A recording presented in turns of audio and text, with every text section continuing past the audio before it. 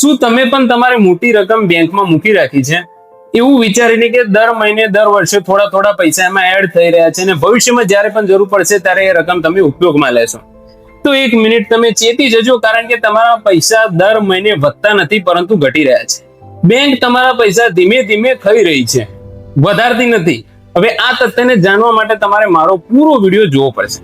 તો નમસ્કાર મિત્રો, હું છું નરેશ ઠાકોર અને એકવાર ફરીથી સ્વાગત છે તમારું મારી ચેનલ ગુજ્જુ બિઝનેસ ગુરુમાં. આજે હું તમને જણાવવાનો છું કે બેંક આપણા પૈસા લઈને શું કરે છે, આપણને કેટલું વ્યાજ આપે છે અને પોતે કેટલું વ્યાજ કમાવે છે. બરાબર? તો આપણે વિડીયોની શરૂઆત કરીએ છીએ એક એક્ઝામ્પલથી. બરાબર? મારો એક મિત્ર છે નેતન, કે જે દર મહિને 15,000 રૂપિયા કમાવે છે. બરાબર? પરંતુ એને એવું વિચારીને, ભવિષ્યનું વિચારીને, છેલ્લા 2 વર્ષથી કરકસર કરીને પોતાના શોખને સાઈડમાં રાખીને 5 લાખ રૂપિયા ભેગા કર્યા છે.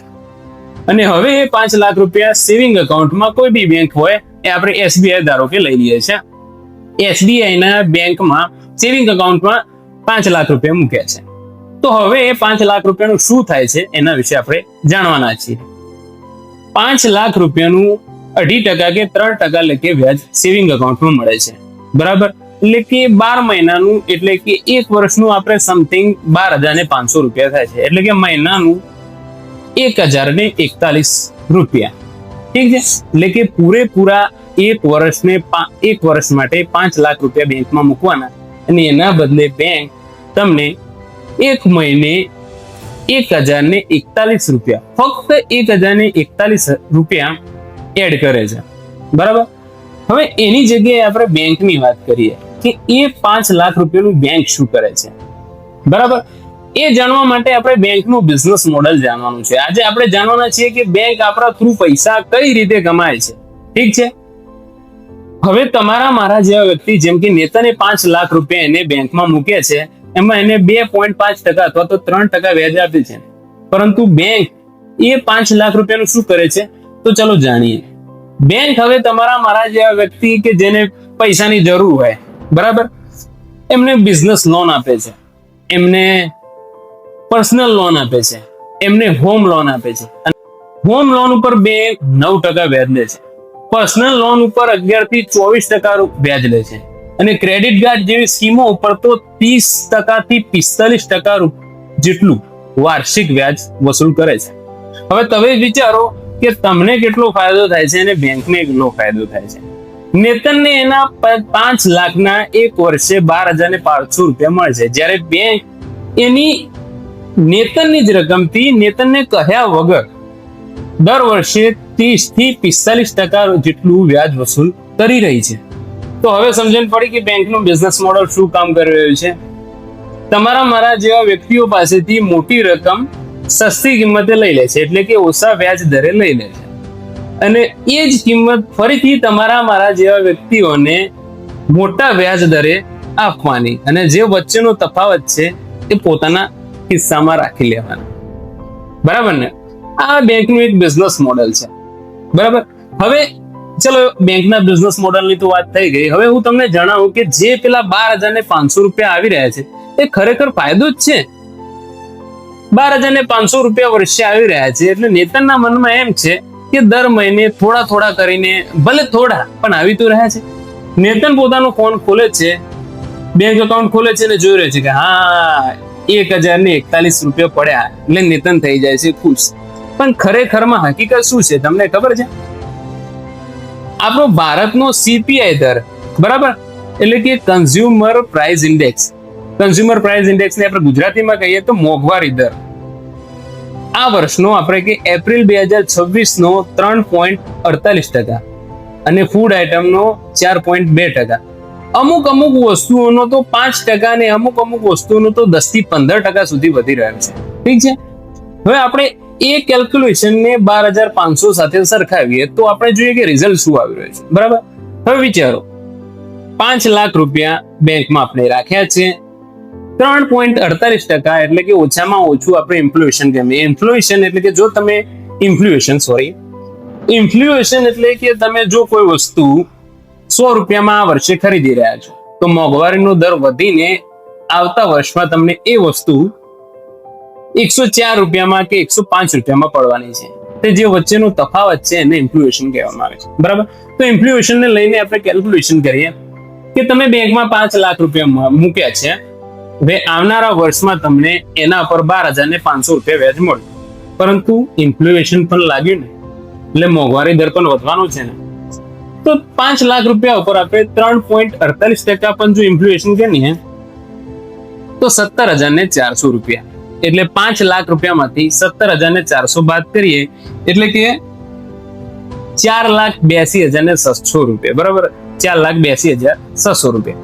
અને એના અંદર આપણે પ્લસ કરીએ કે બેંક આપણે 2.5% કે 3% જે વ્યાજ આપી રહી છે, એટલે કે 12,500 રૂપિયા પ્લસ કરીએ તો પણ આપણે મોટે મોટું 4,900 રૂપિયા, એટલે કે 5,000નું નુકસાન જઈ રહ્યું છે. હવે તમને સમજણ પડી? મેં સાબિત કર્યું ને કે તમારા પૈસા ધીમે ધીમે બેંક ખાઈ રહી છે. કઈ રીતે? હવે સમજણ પડી ને કે દર વર્ષે તમને ફાયદો થવાની જગ્યાએ 5 લાખ રૂપિયા ઉપર તમને દર વર્ષે 5,000 રૂપિયા તો નુકસાન જઈ રહ્યું છે. તો આ વાત કરી આપણે નેતનની, કે જેને એના પૈસા સેવિંગ એકાઉન્ટમાં મૂક્યા હતા અને દર વર્ષે નફાની જગ્યાએ 5,000 રૂપિયા નુકસાનમાં જઈ રહ્યો છે. હવે કોઈ એવો વ્યક્તિ છે કે જે એવું વિચારી રહ્યો છે કે સેવિંગ એકાઉન્ટની જગ્યાએ હું એને એફડી માં પૈસા મૂકું અને એફડી માંથી હું વધારે વ્યાજ મેળવીશ, બરાબર. તો એક મહેશ છે મારો મિત્ર કે જે એવું વિચારીને 5 લાખ રૂપિયા એફડી કરી રહ્યો છે, બરાબર. તો 5 લાખ રૂપિયા એફડી ના આપણે જો વર્ષે ઇન્કમ ગણીએ કે વ્યાજ ગણીએ એટલે કે 7% લેકે વધારેમાં વધારે ગણીશ તો 34,000 કે 35,000 રૂપિયા એને મળે છે. હવે એફડી ઉપર જે તમને ઇન્કમ થઈ રહી છે એ પૂરેપૂરી ટેક્સેબલ છે, કેમ કે ઇન્કમ ટેક્સ ડિપાર્ટમેન્ટ મુજબ એફડી ઉપર જે તમને ઇન્કમ થાય છે એ અધર સોર્સ ઓફ ઇન્કમ ગણવામાં આવે છે અને એ ઇન્કમ જે આપણે જે તમારી મેઇન ઇન્કમ છે એમાં પ્લસ થઈ જાય છે. જો તમે ઇન્કમ ટેક્સ ડિપાર્ટમેન્ટ મુજબ 30% ઇન્કમ ટેક્સ બ્રેકેટમાં આવો છો તો એ એફડી ઉપર તમારે ટેક્સ ચૂકવવાનું છે. 30% લેખે તમે વ્યાજ ચૂકવશો એટલે કે 10,200 રૂપિયા તમારે વ્યાજ ચૂકવવું પડે છે. 35,000 રૂપિયામાંથી તમારે 10,200 રૂપિયા વ્યાજ ચૂકવાય એટલે કે 23,800 રૂપિયા તમારા વધે.